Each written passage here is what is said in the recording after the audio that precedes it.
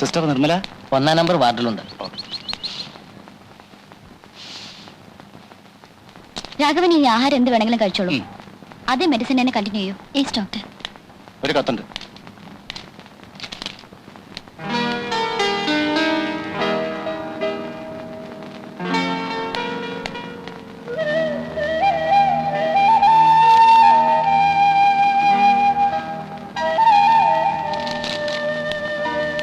എന്തു പറ്റി? എന്തോ സീരിയസ് മാറ്റർ ആണെന്ന് തോന്നുന്നു. ആരുടെ കത്താ?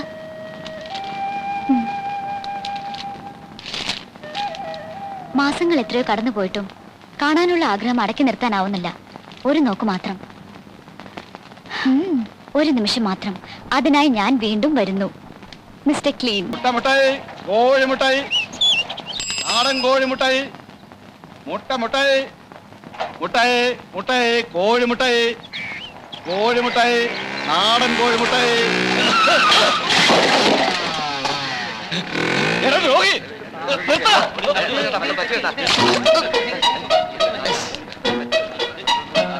കോഴിയല്ല പറന്നു മുട്ടയിരുന്നു. വല്ലതും പറ്റിയോ? പിന്നെ പറ്റാതെ 1,500 രൂപയുടെ മുട്ടയല്ലേ പൊട്ടിയത്? അതല്ല, ദേഹത്ത് വല്ലതും പറ്റിയോ? ഇല്ല, എനിക്കൊന്നും പറ്റിയില്ല. ആക്സിഡന്റ്. ഒരാള് ആക്സിഡന്റ് പെട്ട് മരിക്കാൻ പോകുമ്പോ അയാൾ എത്രയും പെട്ടെന്ന് ആശുപത്രിയിൽ എത്തിക്കാൻ ചർച്ച നടത്താൻ വേണ്ടത്. വരും വരും. എവിടേക്ക്? ആശുപത്രിയിലേക്ക്. അതിന് മാത്രമൊന്നുമില്ല. അത് നിങ്ങളെല്ലാം തീരുമാനിക്കേണ്ടത്. നടക്കാനാ പറഞ്ഞത്. വിട്. നിങ്ങൾ ആരാ? Jeep jeep. എനിക്ക് കുഴപ്പമൊന്നും ഇല്ലാന്ന്. കുഴപ്പമില്ല. നിങ്ങളെല്ലാം ഇനി ഇട്ടോളൂ. അങ്ങോട്ട് കയറി. ഞാൻ ഈ ആക്സിഡന്റ് ഉണ്ടായാലും എല്ലാവരും രക്ഷിക്കുന്നതാ. ഞാൻ ശങ്കരമംഗല ആശുപത്രിയിലോട്ട് പോട്ടെ.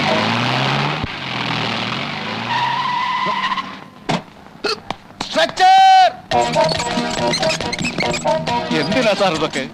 നിങ്ങൾ അധികം സംസാരിക്കരുത്. ഇതൊക്കെ എന്തിനാണെന്ന് എല്ലാ പരിശോധനയും കഴിയുമ്പോൾ മനസ്സിലാവും. സിസ്റ്റർ, രക്തം, കഫം, മലം, മൂത്രം എല്ലാം വിശദമായി പരിശോധിക്കണം. എക്സ്റേ, തലയുടെ, നെഞ്ചിന്റെ, പിന്നെ എല്ലാ സന്ധി ബന്ധങ്ങളുടെ ഓരോന്നിരിക്കട്ടെ.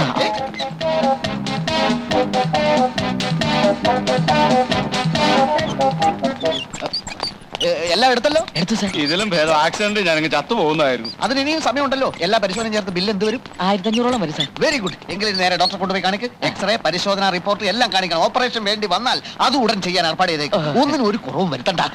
എന്റെ ഭഗവാനെ. ശരി. ശ്വാസം വലിച്ചു വിട്ടെ.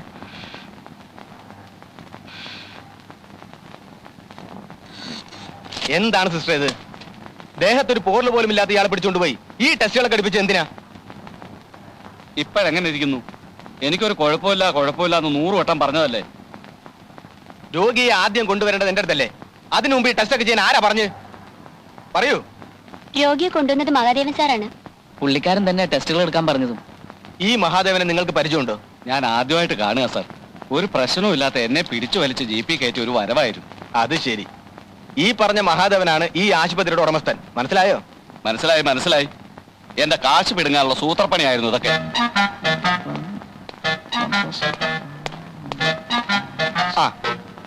മഹാദേവൻ സാറ് ചെയ്ത ഒരു വലിയ കാര്യ. 5 മിനിറ്റ് വൈകിരുന്നെങ്കിൽ ആ മുട്ടക്കാരൻ തട്ടിപ്പോയനെ. എനിക്ക് തോന്നി ഓപ്പറേഷൻ ചെയ്തേക്കാം അല്ലേ? സാറിന്റെ അഭിപ്രായം പറഞ്ഞോളൂ. എന്ത് വേണേ ചെയ്യാം. കാലും കൈയും തലയും എല്ലാം ഓപ്പറേറ്റ് ചെയ്യാം. എന്താ? അതൊക്കെ ഡോക്ടറുടെ ഇഷ്ടം. എന്തായാലും അയാൾ ഒരു 2-3 മാസം ഇവിടെ കിടത്താനുള്ള ഒരു വകുപ്പുണ്ടാക്കിയാൽ വളരെ നല്ലത്.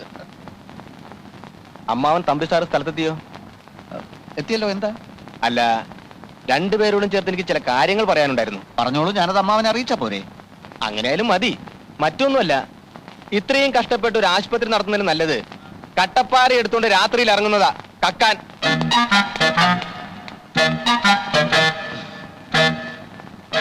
എന്നെ ഇത്രയും നേരം മെനക്കെടുത്തിയാന് 2 എണ്ണം പൊട്ടിച്ചേരണ്ട. ആശുപത്രി ഉടമസ്ഥൻ രോഗികളെ പിടിക്കാൻ നടക്കുക. കൊള്ളാം. ഇക്കാര്യം നിങ്ങളോട് ആര് പറഞ്ഞു? ആരെങ്കിലും ആവട്ടെ, ഇത് വെച്ചോളൂ. എന്താ ഇത്? ഇല്ല, എല്ലാം കൂടെ ചേർത്ത് 1600 രൂപ വരും. സാറേ, എനിക്കൊരു 100 രൂപ ജീപ്പിന്റെ കാശ്. അതും ഞാൻ കൊടുക്കണം? പിന്നെ ആരും ഞാൻ കൊടുക്കണം? അല്ല, ഒരു സംശയം ചോദിച്ചതേ ഉള്ളൂ.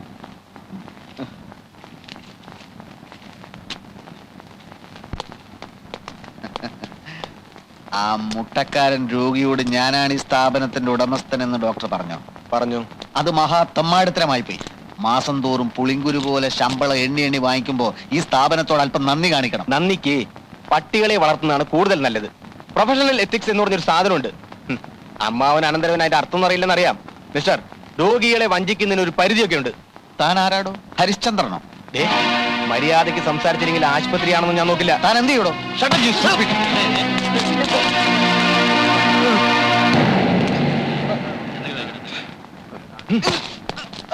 കള്ള പരീക്ഷകൾ.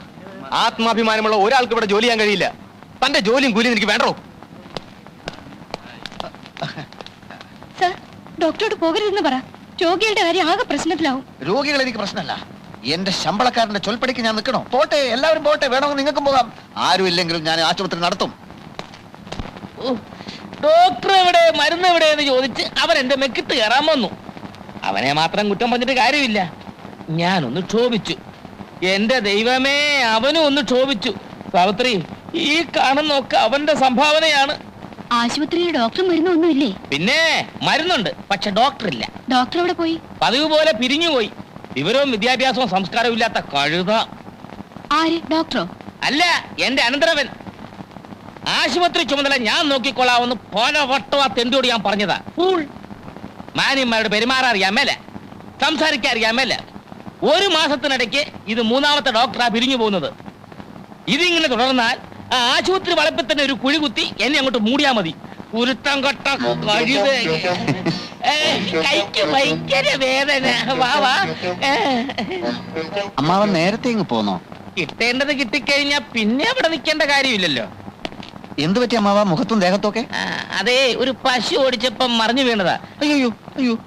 മോൻ എവിടെ ആയിരുന്നു? ആശുപത്രിയിലൊന്നും കണ്ടില്ല? അവിടുത്തെ സ്ഥിതി വഷളാവെന്ന് തോന്നിയപ്പോ ഞാനൊന്ന് മാറി നിന്നതാ. ഡോക്ടറെ ഞാൻ പിരിച്ചുവിട്ടല്ലോ. ആ കാര്യം എന്നെ ഒന്ന് അറിയിച്ചിരുന്നെങ്കിൽ ആ ആസ്മാക്കാരന്റെ കൂടെയുള്ളവന്റെ കയ്യിൽ നിന്ന് രക്ഷപ്പെടായിരുന്നു. അയ്യോ, ഇത് അയാൾ വലിയതാണോ? ഭാഗ്യം, അതെനിക്ക് കിട്ടേണ്ട അടിയായിരുന്നു. എന്താ മഹാദേവ, ആശുപത്രിയിൽ ഒരു ഡോക്ടർ സ്ഥിരമായി നിൽക്കുന്നില്ലല്ലോ. അമ്മായി, ഈ ഇരിക്കുന്നത് എന്റെ അമ്മാവനല്ല, ദൈവ. എന്റെ ദൈവ. ആ ദൈവത്തെ തെണ്ടി, ചെറ്റ, നാറി എന്നൊക്കെ ഒരു ഡോക്ടറല്ല, ഒരു IAS കാരൻ വിളിച്ചാൽ പോലും ഞാൻ സഹിക്കില്ല. എനിക്കും തോന്നി എന്തെങ്കിലും കാര്യമായ കാരണങ്ങളില്ലാതെ നീ ഒരാളെയും പിരിച്ചുവിടില്ല. നമുക്ക് അടച്ചിടാം അമ്മാവ. ആശുപത്രി അടച്ചിടാം. നമ്മളെ കയ്യിൽ നിന്ന് ശമ്പളവും വാങ്ങി നമ്മളെ തന്നെ തെറിവിളിക്കുന്ന അമ്മാരെയും വെച്ചോണ്ട് എന്തിനീ സ്ഥാപനം മുമ്പോട്ട് പോണം? നിന്നോട് വെള്ളം ചൂടാക്കാൻ ഞാൻ പറഞ്ഞായിരുന്നു. മഹാദേവ, എന്തോ? ആ ആശുപത്രിയും അവിടെയുള്ള സ്വത്തുക്കളും നിന്റെ അച്ഛൻ നിന്റെ പേർക്ക് എഴുതി വെച്ചിരിക്കുകയാണല്ലോ. അപ്പൊ നിനക്കത് അടച്ചിടുകയോ തുറന്നിടുകയോ എന്ത് വേണമെങ്കിലും ചെയ്യാം. ഞാൻ നിന്റെ ആരുമല്ലല്ലോ.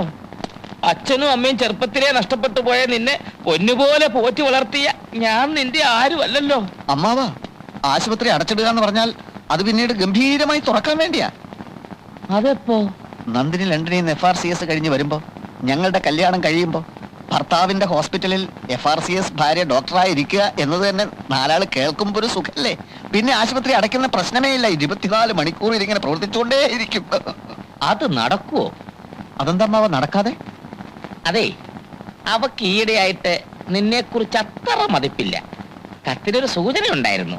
അമ്മാവ, നീ കൊളരാത്തവനാണ്, തെണ്ടിയാണ്, കഴുതയാണ്, പിടിപ്പില്ലാത്തവനാണ്, ഒജ്ഞാനനാണ് എന്നൊക്കെ ആരോ അവളെ എഴുതി അറിയിച്ചിരിക്കുന്നു. ആരത്? അമ്മായി ആയിരിക്കും. അയ്യേ, ഛേ, അവക്കെന്താ എന്റെ കാര്യം? നിന്നെ കണ്ണു കീറി കണ്ടുകൂടാത്ത ആരോ ഒരാൾ. ആരായിരിക്കും അമ്മാവ അത്? അതല്ലേ എനിക്കും അത്ഭുതം. കാര്യം അവൾ എന്റെ മോളാണെങ്കിലും ലണ്ടനിലൊക്കെ പഠിച്ചു വരുന്ന പെണ്ണോട് നമുക്ക് വല്ല നിർബന്ധിക്കാൻ പറ്റുമോ? എനിക്കാണെങ്കിൽ 24 മണിക്കൂർ ഒറ്റ പ്രാർത്ഥനയേ ഉള്ളൂ, നീ തന്നെ അവളെ കെട്ടണേ, നീ തന്നെ അവളെ കെട്ടണേ എന്ന്. അതിനിടയ്ക്കല്ലേ നിനക്കെതിരായിട്ടുള്ള ഈ ഊമക്കത്തുകളുടെ പ്രവാഹം. പക്ഷെ ഞാൻ അവക്കെഴുതി, നീ തെണ്ടിയല്ല, നീ കഴുതയല്ല, നീ കൊജ്ഞാനനല്ല, എന്തിന് നീ ബഹുമിടുക്കനാന്ന് വരെ ഞാൻ നുണയെഴുതി. പക്ഷേ അവള് വിശ്വസിച്ചായിട്ട് തോന്നുന്നില്ല. ഈ തെറ്റിദ്ധാരണ മാറ്റാൻ എന്താ ഒരു വഴി? ഞാൻ ആലോചിച്ചിട്ട് ഒറ്റ പ്രതിവിധിയെ കാണുന്നുള്ളൂ. നിന്റെ പേരുള്ള സ്വത്തുക്കൾ മുഴുവൻ അവിടെ പേരിലേക്ക് എഴുതി വെച്ച് നോക്കാം. എന്നിട്ടത് രജിസ്റ്റർ ചെയ്ത് അതിന്റെ ഒരു ഫോട്ടോസ്റ്റാറ്റ് കോപ്പി ലണ്ടനിലേക്ക് അയച്ചു നോക്കാം. അവിടെ മനസ്സ് മാറുന്നെങ്കിൽ മാറട്ടെന്നേ. പിന്നൊരു കാര്യം, എന്റെ പൊന്നു മഹാദേവ, ഈ ബുദ്ധി ഞാനാ പറഞ്ഞു തന്നെന്ന് ഒരു കാരണവശാലും അവൾ അറിയാൻ ഇടയാകരുത്.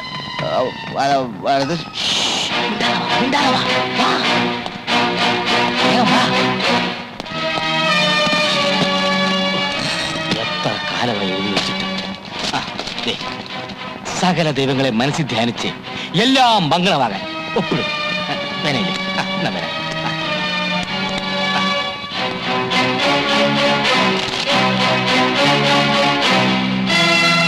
വെള്ളം ചൂടായി. നിങ്ങൾ ആ ചെറുക്കനെ കൊണ്ട് സാവിത്രി, മോനൊപ്പിട്.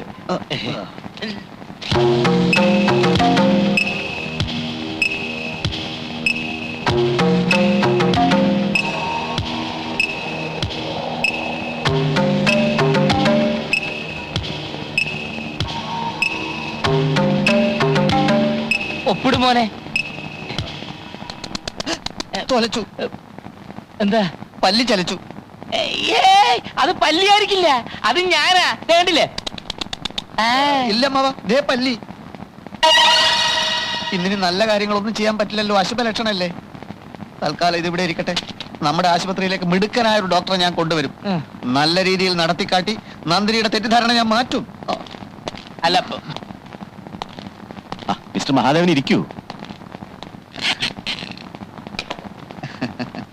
ഞാൻ ഒരിക്കൽ കിള്ളിക്കുറിശി പോകുന്ന വഴിക്ക് ശങ്കരമംഗലം ഹോസ്പിറ്റലിൽ കണ്ടിട്ടുണ്ട്. എങ്ങനെയുണ്ട് അവിടെ കാര്യങ്ങളൊക്കെ? കാര്യങ്ങളൊക്കെ ഭംഗിയായി നടക്കുന്നുണ്ട് ഡോക്ടർ. ഞാനൊരു ഡോക്ടറല്ല, എങ്കിലും എന്റെ പ്രിയപ്പെട്ട രോഗികൾക്ക് മിടുക്കന്മാരായ ഡോക്ടർമാരുടെ സേവനം ലഭ്യമാക്കണമെന്ന് എനിക്ക് നിർബന്ധമുണ്ട്. ഡോക്ടർ അങ്ങോട്ട് വരികയാണെങ്കിൽ ഞാൻ ഡോക്ടർക്ക് എന്തും തരും. എന്ത് തരും? എന്തും. എന്നെ കുറിച്ച് മിസ്റ്റർ മഹാദേവനോട് ആരാ പറഞ്ഞത്? ഇന്ത്യയിൽ ജീവിക്കുന്ന ആർക്കാ ഡോക്ടർ അലക്സിനെ പറ്റി അറിയാത്തത്? അതിരിക്കട്ടെ, ഡോക്ടർ ജോസഫ് മാത്യു എന്തുകൊണ്ടാണ് അവിടെ നിന്ന് പോയത്? ഡോക്ടറോടായതുകൊണ്ട് സത്യം പറയാതെ തിരിച്ചുവിട്ടതാണ്. കാരണം? മറ്റുള്ളവരെ പറ്റി കുറ്റം പറയുന്നത് എനിക്കിഷ്ടമല്ല. കേൾക്കാൻ എനിക്കാഗ്രഹമുണ്ട്. എന്നാലും ഞാനത് ഡോക്ടറോടായതുകൊണ്ട് മാത്രം പറയണം. ഡോക്ടർ ജോസഫ് മാത്യു ആള് മഹാ ചീപ്പാണ്. അത് ശരി, കൊള്ളാലോ. അപ്പൊ ഡോക്ടർ ജോസഫ് മാത്യു ആള് ചീപ്പാണല്ലേ? ചീപ്പാണെന്ന് മാത്രമല്ല, ആള് കള്ളനുമാണ്. ഓഹോ, കള്ളനുമാണല്ലേ? അതെ ഡോക്ടർ, ഞാൻ പറഞ്ഞാൽ ചിലപ്പോൾ ഡോക്ടർ വിശ്വസിക്കില്ല. നമ്മുടെ ഈ സിറിഞ്ചിലെ ഇഞ്ചക്ഷൻ ഉപയോഗിക്കുന്ന സിറിഞ്ച്, 3-4 കേസ് സിറിഞ്ച് ഇയാൾ കൊണ്ടുപോയി മെഡിക്കൽ ഷോപ്പിൽ വിറ്റു. ചേടാ, ഭയങ്കര. പിന്നെ പറയാൻ പറ്റാത്ത വേറൊരു കാര്യമുണ്ട്, പക്ഷെ പറഞ്ഞേ പറ്റൂ. ഒരു ദിവസം നൈറ്റ് ഡ്യൂട്ടിയിൽ ഉണ്ടായിരുന്ന ഒരു നേഴ്സിനെ ഈ ജോസഫ് മാത്യു വേറെ ചില കാര്യങ്ങൾക്ക് പ്രേരിപ്പിച്ചു. അതോടെ ഞാൻ അയാളെ അടിച്ച് പുറത്താക്കി. നേരെയാണോ ഡോക്ടർ ജോസഫ് മാത്യു?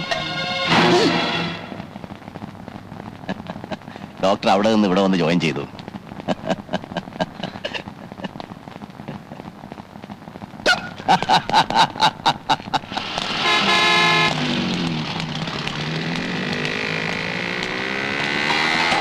ഹലോ,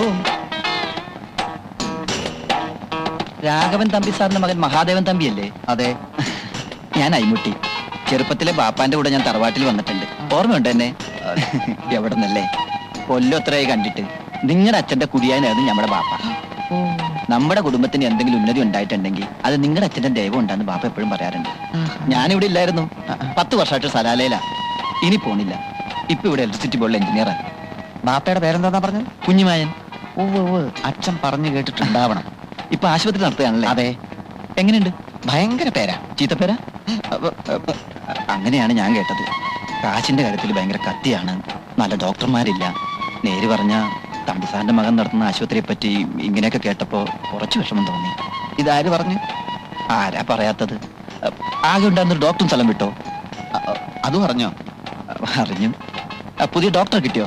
ഇല്ല, ഇപ്പൊ അങ്ങോട്ട് കേറാൻ പറ്റാത്തൊരവസ്ഥയാ. കഴിഞ്ഞ ദിവസം എന്റെ അമ്മാവനെ ആരോ രോഗികൾ തല്ലി. അയ്യോ, നല്ലൊരു ഡോക്ടറെ കിട്ടിയില്ലെങ്കിൽ ആശുപത്രി തന്നെ തീവെച്ച് നശിപ്പിക്കുമെന്നുള്ളൊരു ഭീഷണിയും നിലവിലുണ്ട്. കഷ്ടം. AVM ഹോസ്പിറ്റലിൽ ഒരു ഡോക്ടർ ഫൈസൽ ഉണ്ട്. മിടുക്കനാ. പക്ഷെ അയാൾ വരില്ല. പിന്നെ ഒരു ഡോക്ടർ പരിധുവിനെ കുറിച്ച് കേട്ടിട്ടില്ലേ? പക്ഷെ അയാൾ അടുത്ത ആഴ്ച മദ്രാസിലെ അപ്പോളോ ഹോസ്പിറ്റലിലേക്ക് പോവുക. പിന്നെ ആരുണ്ട്? ഏതെങ്കിലും ഒരു മിടുക്കൻ ഡോക്ടറെ കിട്ടിയിരുന്നെങ്കിൽ ശമ്പളമൊന്നും ഒരു പ്രശ്നമേ അല്ല. കോന്നിയിലെ മിഷൻ ആശുപത്രിയിൽ ഇപ്പൊ ഒരു ഡോക്ടർ ഉണ്ട്. കഴിഞ്ഞ ആഴ്ച എളാപ്പാന്റെ മുന്നൊരു ആക്സിഡന്റ് പെട്ടപ്പോ അവിടെയാണ് കൊണ്ടുപോയത്. കേരളത്തിലെ പ്രഗത്ഭരായ എല്ലാ ഡോക്ടർമാരും കൈയൊഴിഞ്ഞ കേസാണത്. എണീറ്റ് നിൽക്കാൻ പറ്റാത്ത ചെറുക്കനോട് 3-ാം ദിവസം ഡോക്ടർ ഓടാൻ പറഞ്ഞു. ചെറുക്കനോടി. കുറച്ചു ദിവസത്തെ പരിചയമുള്ളെങ്കിലും ഞങ്ങൾ പെട്ടെന്ന് ഞങ്ങളുടെ സുഹൃത്തുക്കളായി. മൂപ്പര് വരുമോന്നറിയില്ല. ഞാനൊന്ന് ശ്രമിച്ചു നോക്കണം. അയാളെ തരപ്പെടുത്തി തന്നാൽ അയ്മൂട്ടിക്ക് പുണ്യം കിട്ടും. സമാധാനപ്പെട്, നമ്മൾ ഏറ്റിരിക്കണ്. തമ്പിസാറിന്റെ മോനെ നമുക്ക് കൈവിടാൻ പറ്റുമോ? കോന്നിയിലെ ഡോക്ടറെ കിട്ടണമെന്ന് പഠിച്ചോനോട് അങ്ങോട്ട് പ്രാർത്ഥിച്ചോളി. ആ പറ്റാൽ ഇപ്പൊ തന്നെ നമ്മൾ റെസ്റ്റ് വിളിച്ചോക്കട്ടെ. ബൂത്ത് എവിടെയാണാവും?